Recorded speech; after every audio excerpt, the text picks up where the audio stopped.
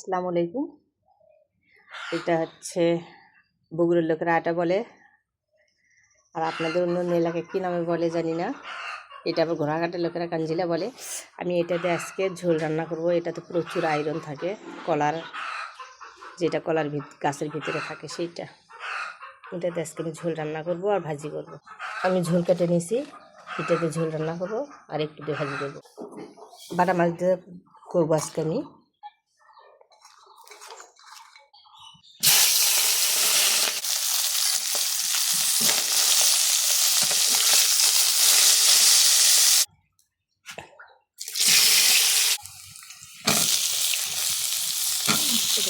ভাজা না লাগবে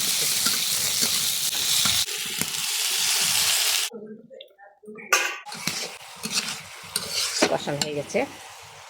এখানে আমি একটা ভাজি করবো থেকে এরকম করে নিয়েছি, কিন্তু এর ভেতর থেকে ছাল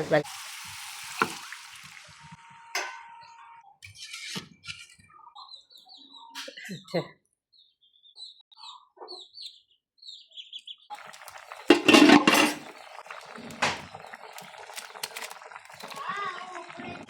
বাটা মাছ দিয়ে ঝোল, লেবু বাড়তেছে আমার ছেলে।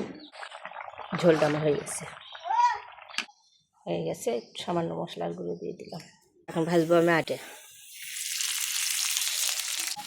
সামান্য একটু হলুদ দিব, সামান্য একটু লবণ, একটু জিরের গুঁড়ো, একটু আদা রসুন পেস্ট।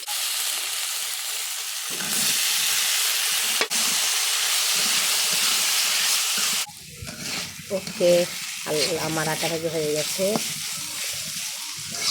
আল্লাহ হাফিজ। কেমন হয়েছে জানাবেন। ওকে, আল্লাহ হাফিজ।